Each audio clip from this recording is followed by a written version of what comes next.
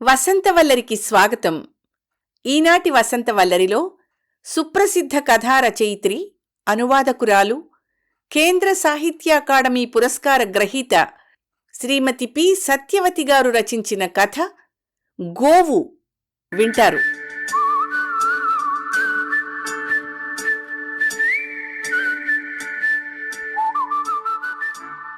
నీరసంగా కళ్ళు విప్పి చుట్టూ చూసిన గోమతికి తను హాస్పిటల్లో ఉన్నట్టు అర్థమైందే కాని తను అక్కడికి ఎప్పుడు ఎందుకు ఎలా వచ్చిందో అర్థం కాలేదు.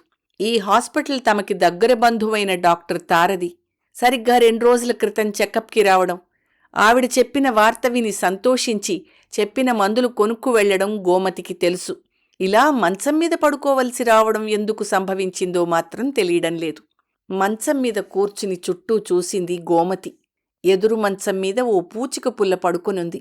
ఆ పూచికకి పొత్తి కడుపు మీద ఇంత దూది వేసి కుట్టినట్టు కడుపుంది. ఆ కడుపు చేత్తో పట్టుకుని మూలుగుతూ ఏడుస్తోంది పూచిక. ఆమె దగ్గరగా ఎవ్వరూ లేరు. అవును, తన దగ్గర కూడా ఎవరూ లేరు. వృద్ధ మహారాణి గాని, ప్లీడరు సుందర్రావు గారు గాని ఎవరూ లేరు. తనని ఒంటరిగా ఇక్కడెందుకు వదిలేశారో మరి. పూచికని చూస్తే జాలేసింది గోమతికి. పురిటి నొప్పులా అని అడిగింది. పూచిక తలాడించింది. దగ్గరెవరూ లేరే? అమ్మనిందాకే ఇంటికి పంపాను. ఇంటి దగ్గర 3 పిల్లలు. వాళ్లకి తిండి అది చూడాలిగా. సాయంత్రం దాకా పురుడు రాదంది డాక్టరు. ఆ, మీకు 3 పిల్లలా? మళ్ళీ ఇదోటా? ఎలా కంటారో ఏమో. జాలిపడింది గోమతి. పూచికకి దుఃఖం వచ్చింది. లేచి కూర్చుని, ఏం చేయను, 3 ఆడపిల్లలే. మా ఆయనకి మగపిల్లవాడు కావాలట. క్రిందటి కానుపులో బాగా సుస్తీ చేసింది. చచ్చి బతికాను. 3000 ఖర్చయింది. గాజులమ్మేశాను. ఇవన్నీ తనతో చెప్తోంది అంటే ఎంత దుఃఖాన్ని దాచుకుందో పాపం. మళ్ళీ ఏమవుతుందో, బతుకుతానో చచ్చిపోతానో. 3 పిల్లల్ని ఏం చేస్తానో. ఇంతలో ఒక అతనొచ్చాడు. మనిషి చూడ్డానికి బానే ఉన్నాడు. ఓ చేతిలో ప్లాస్టిక్ బుట్టలో కొన్ని బట్టలు, రెండో చేతిలో ఫ్లాస్కు తెచ్చాడు. మీ అమ్మ వస్తోందిలే. ఎలా ఉంది ఇప్పుడు? నొప్పులు ఎక్కువయ్యాయా అని అడిగాడు పూచికని ఆవిడ మొగుడు. ఆవిడ చేత మగపిల్లవాణ్ణి కనిపించే హక్కు గలవాడు. పూచిక ఏడుస్తూ, ఏమండి, ఈసారి నేను బతకనండి, చచ్చిపోతాను అంది. చే, అలా అశుభం పలక్కు. ఈసారి నీకు సుఖప్రసవం అవుతుంది. పండంటి మగపిల్లాణ్ణి కంటావు. అందుకోసం ఈసారి నేను జపాలు చేయించాను, అభిషేకాలు చేయించాను. నీకు తెలుసుగా. ఈసారి కూడా ఆడపిల్ల పుడితే మళ్ళీ అదే వద్దన్నాను. ఇలా ఏడ్చేడ్చి 3 కన్నావు. అంత బాగానే జరుగుతుందన్నానా? ఈసారి కోర్చుకో. అతగాడు కొంచెం చిరాకు పడి బయటికి వెళ్ళాడు. ఓర్చుకోవడానికి పిసరు ఓపిక లేదు పూచిక దగ్గర. కన్నీళ్లు కారుతూనే ఉన్నాయి. గోమతి జాలిగా చూస్తూ కూర్చుంది. అంతలో ఆవిడొచ్చింది, వృద్ధ మహారాణి. అబ్బో, లేచి కూర్చున్నావే. ఇంకే, తారనడిగి ఇంటికి పోదాం. ముందు కాఫీ తాగు అంది. నేనెందుకొచ్చానిక్కడికి? నాకేమైంది అంది గోమతి. అయ్యో పిచ్చి తల్లి, నీకు అబార్షన్ అయిందమ్మా. పొద్దున కళ్ళు తిరిగి పడిపోయావు. వెంటనే ఇక్కడికి తీసుకొచ్చాం. అప్పటికే అంతా అయిపోయింది. ఆవిడ ముఖం జాలిగా పెట్టి అంది. ఏంటి, నేను పడిపోయానా? ఎప్పుడు? నాకు తెలీదే. నాకు అబార్షన్ కావడమేమిటి? అసంభవం. గోమతి అలా బయటికి అనలేదు. కడుపు మీద చేత్తో తడివి చూసుకుంటే దుఃఖం వచ్చింది. ఏం చేస్తాం తల్లి, నీకు ఈ బిడ్డ దక్కే యోగం లేదు. పద వెడదాం అంది వృద్ధ మహారాణి. ఆవిడ మాటలు నమ్మబుద్ధి కావడం లేదు గోమతికి. నిన్ననే తను ప్లీడర్ గారిని బ్రతిమిలాడింది. ఆయన ఎంతొద్దన్నా ఈ బిడ్డ తనకి కావాలని మొరపెట్టుకుంది. ఇవాళేమిటో ఇలా జరిగింది. తాను కళ్ళు తిరిగి పడిపోవడం నిజం కాదు.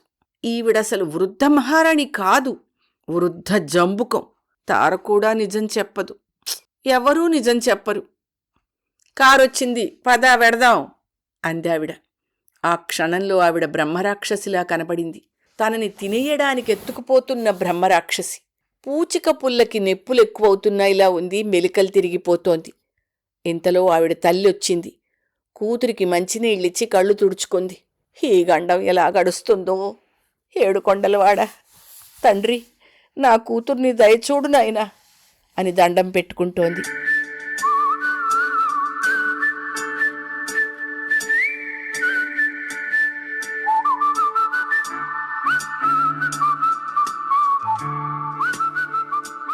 గోమతి ఇంటికొచ్చింది. పడుకుని విశ్రాంతి తీసుకో, 10 రోజులు వంట మనిషిని కుదిరిచాన్లే, నీ ఆరోగ్యం కన్నానా అంది ముసలి మహారాణి. ఆ మాటల్లో లోతు లేదు. ఆవిడ తనతో మాట్లాడే మాటల్లో ఎప్పుడూ లోతుండదు. పెదవులపైనుంచే మాట్లాడుతూ ఉంటుంది. మంచం మీద పడుకున్న గోమతికి దుఃఖం కట్టలు తెగి వచ్చింది. అమ్మ చెప్పేది, భగవంతుడు మానవులని సృష్టించి భూమ్మీద పడేసేటప్పుడు వాళ్ల ముఖాల మీద వాళ్ళు అదృష్టవంతులు అని కొందరికి, వాళ్ళు దురదృష్టవంతులు అని కొందరికి రాస్తాట. ఆ రాత ఇక మారదట.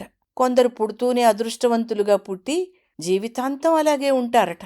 కొందరేమో దానికి విరుద్ధమట. తన జీవితంలో అది నిజమని తేలిపోయింది. అమ్మ చాలా అనుభవం మీద చెప్పిన మాట. ఎప్పుడూ జీవితంతో రాజీ పడుతూ ఇంతే ప్రాప్తమని సరిపెట్టుకుంటూ బ్రతకడమే అలవాటు చేసుకున్న గోమతి ఇవాళ అలా సరిపెట్టుకోలేక దుఃఖపడుతోంది.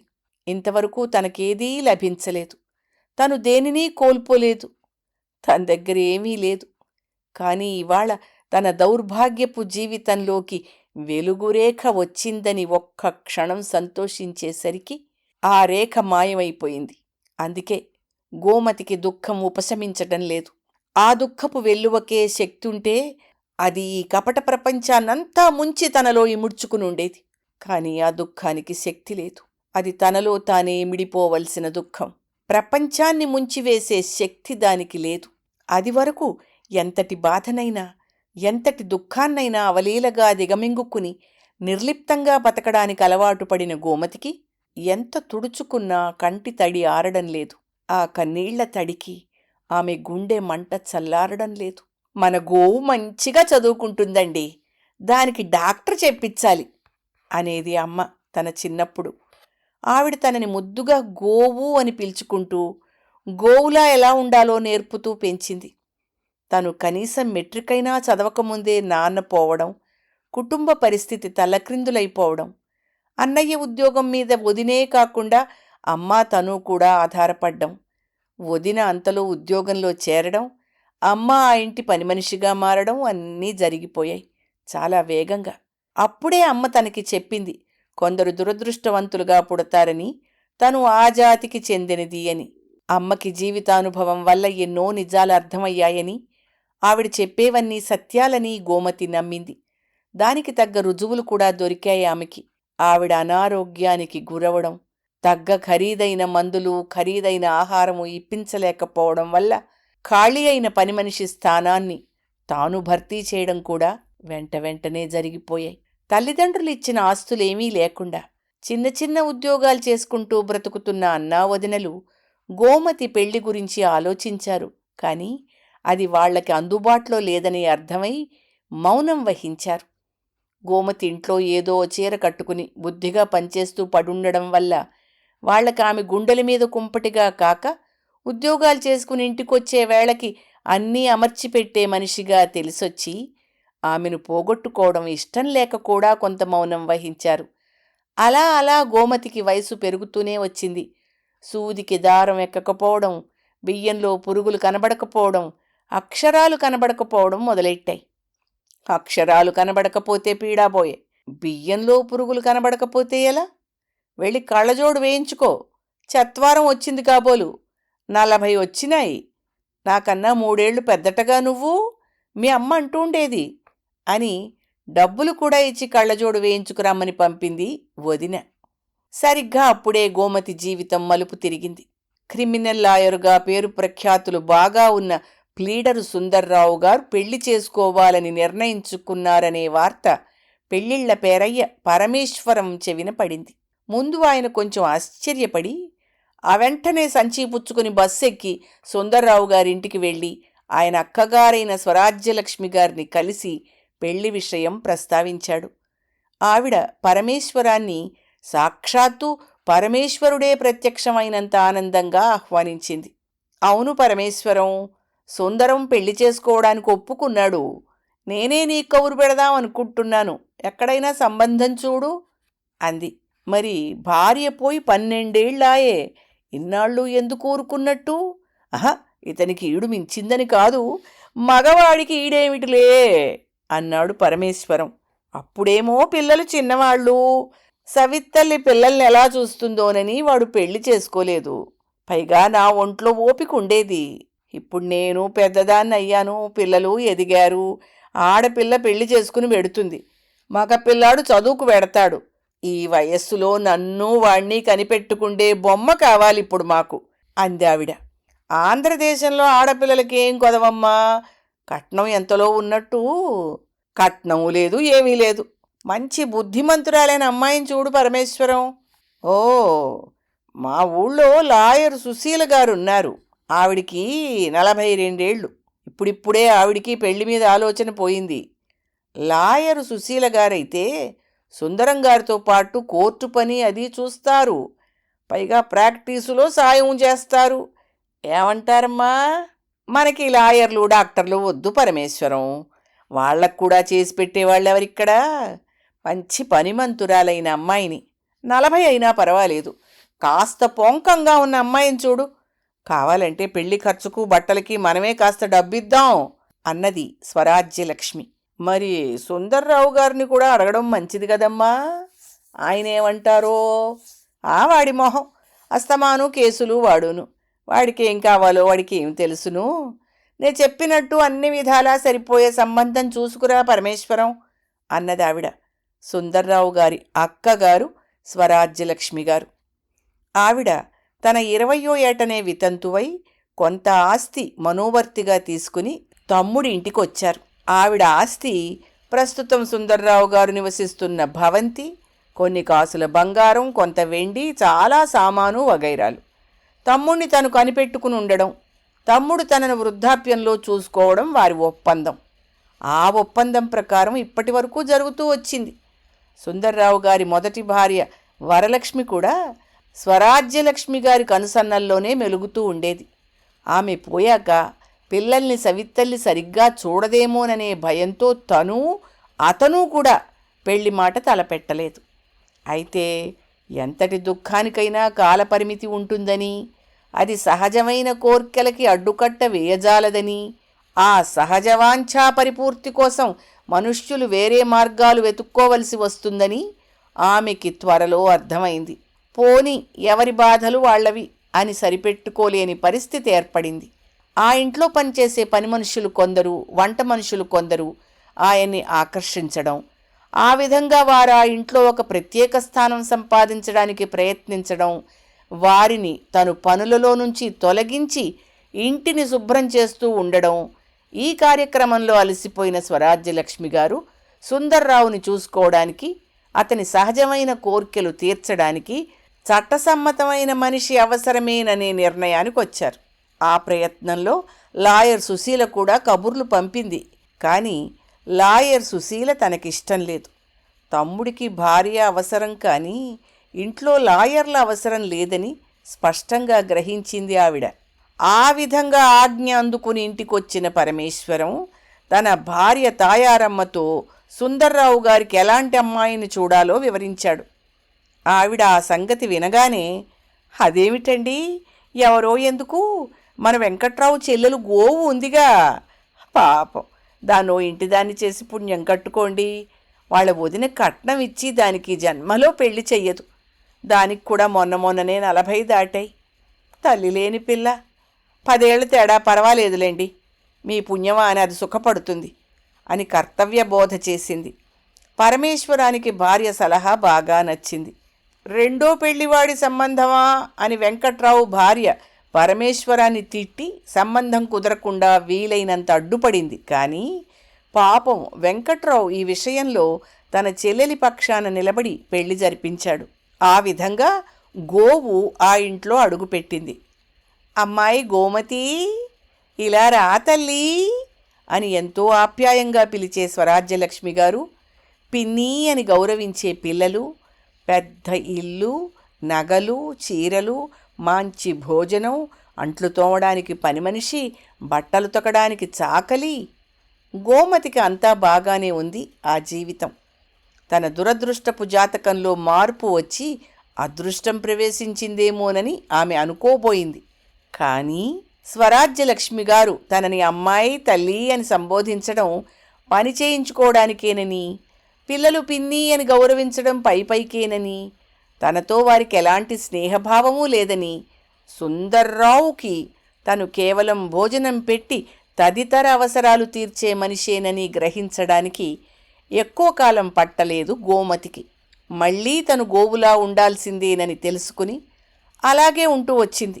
వాళ్ళు తన పేదరికాన్ని అప్పుడప్పుడు ఎత్తి చూపి తనకి ఎలాంటి సౌకర్యాలు కలుగజేసి మేలు చేస్తున్నారో గుర్తు చేసి తన ద్వారా మరింత సేవను, మరింత కృతజ్ఞతాభావాన్ని పిండుకోవడానికి ప్రయత్నిస్తున్నారని, తనని ఆ ఇంట్లో ఒక సభ్యురాలిగా, వారి మనిషిగా చూడ్డం లేదని గోమతి గ్రహించింది. తనను ఎవరు మాత్రం మనిషిగా చూశారు? అమ్మ పోయాక వదినే, అన్న ఎవ్వరూ చూడలేదు. తనే తన మనిషి, తనే తన మిత్రురాలు, తన దురదృష్టమే తన స్నేహితురాలు అనుకుంది గోమతి. సరిగ్గా అప్పుడే గోమతి శరీరంలో మరో ప్రాణానికి అంకురార్పణ జరిగింది. ఆ విషయం ఎంతో ఆనందంతో సుందర్రావుకు చెప్పింది. అక్కడ ప్రారంభమైంది ఇంకో కథ. ఇదెంత మాత్రం వీల్లేదు గోమతి, ఎంత మాత్రమూ వీల్లేదు. మా కిరణ్మయికి పెళ్ళయి దానికి బిడ్డ పుడితే నేను తాతయ్యనవుతాను. ఇప్పుడు నువ్వు మళ్ళీ తండ్రిని చేయడానికి వీల్లేదు. నా పరువేం కావాలి? అయినా ఈ వయస్సులో నాకు పిల్లలేమిటి? నీకు 40 ఏళ్ళు వచ్చాయి. కిరణ్మయి, బాబు వాళ్లే మన పిల్లలు. వాళ్ళు నిన్ను సొంత అమ్మకన్నా ఎక్కువ ప్రేమిస్తారు అన్నాడాయన. ఈ ఒక్క నలుసుని నాకు దక్కనివ్వండి, మిమ్మల్ని ఇంకేమీ అడగను ప్రాధేయపడింది గోమతి. విను గోమతి, నీకు ఇంకేం కావాలన్నా అడుగు. మేము నిన్ను సరిగ్గా చూడమనుకుంటే నీ పేర కొంత డబ్బు బ్యాంకులో వేస్తాను. వరలక్ష్మి నగల్లో సగం ఇప్పుడే నీకు ఇచ్చేస్తాను. నెల నెలా నీ పేర రికరింగ్ డిపాజిట్ కడతాను. నేను పోయాక నీకు వచ్చేలా ఇంకో ఇన్సూరెన్స్ పాలసీ తీసుకుంటాను. అవన్నీ నాకు అవసరం లేదండి.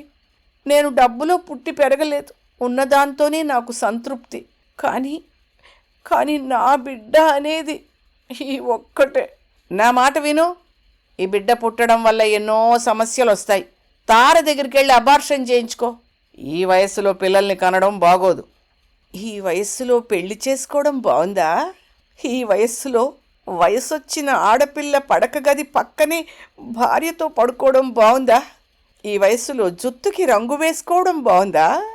ఒంటికి స్ప్రే సెంట్లు కొట్టుకోవడం బాగుందా అని గోమతి అడగలేదు అతన్ని. అవునమ్మా, వాడు చెప్పిందే సబబు. నువ్వు కూడా ఆలోచించు. మనవడు పుట్టే ఈడులో కొడుకులేమిటి?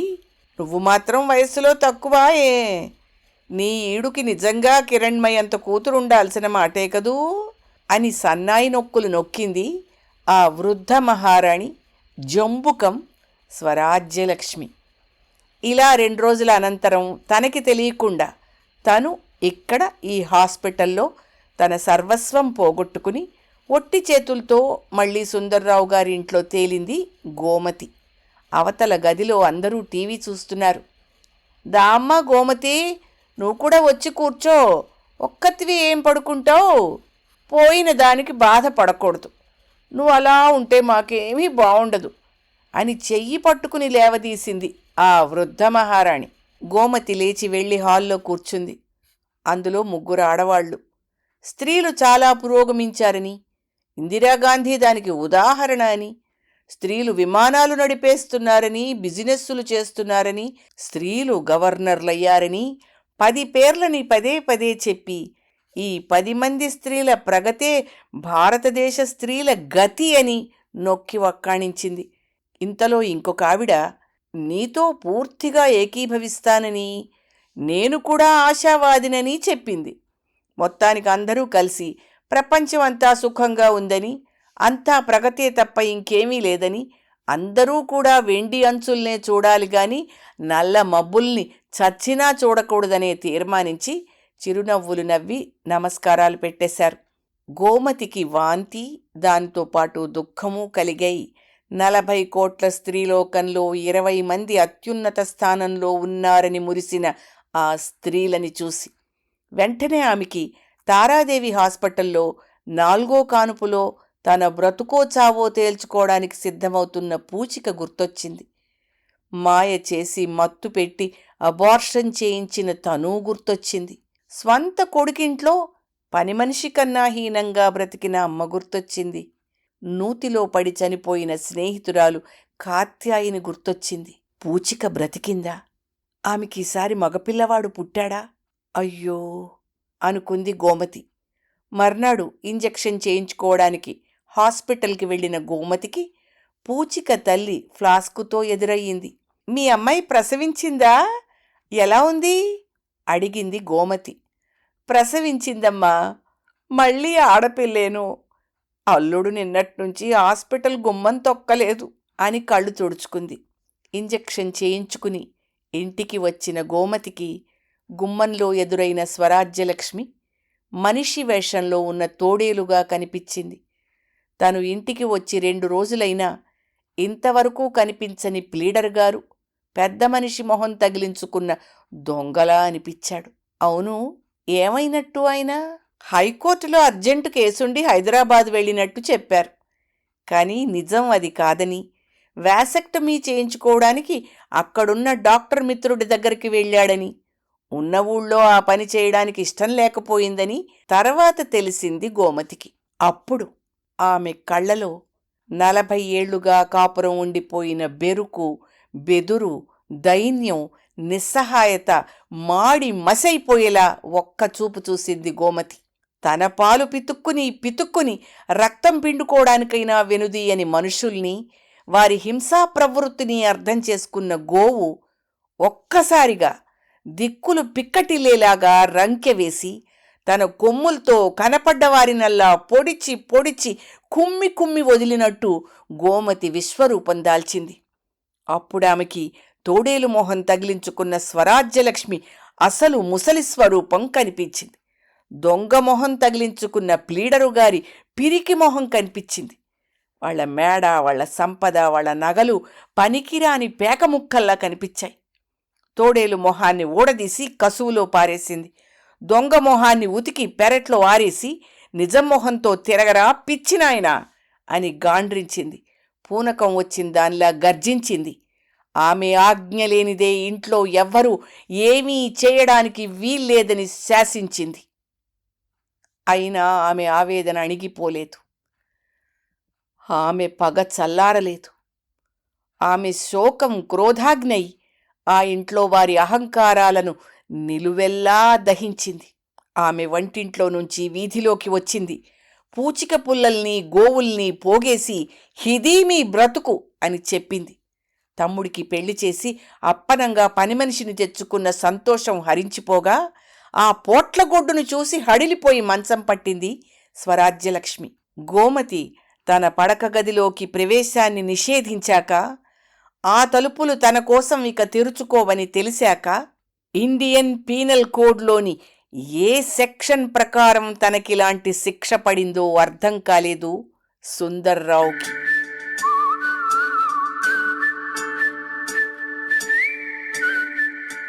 వసంతవల్లరిలో సుప్రసిద్ధ కథారచయిత్రి, అనువాదకురాలు, కేంద్ర సాహిత్య అకాడమీ పురస్కార గ్రహీత శ్రీమతి పి. సత్యవతి గారు రచించిన కథ గోవు విన్నారు. ఈ కథ 1990 ఉదయం వారపత్రిక ఉగాది ప్రత్యేక సంచికలో ప్రచురితమైంది.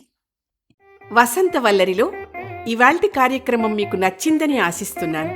అందుకే లైక్ చేసి మీ మిత్రులకు, బంధువులకు లింక్ను షేర్ చేసి మీ అమూల్యమైన అభిప్రాయాన్ని నాకు కామెంట్ బాక్స్లో తెలియచేయమని, వసంతవల్లరికి సబ్స్క్రైబ్ చేయమని విన్నవించుకుంటూ మీ వసంతలక్ష్మి అయ్యగారికి సెలవు మరి. Thank you.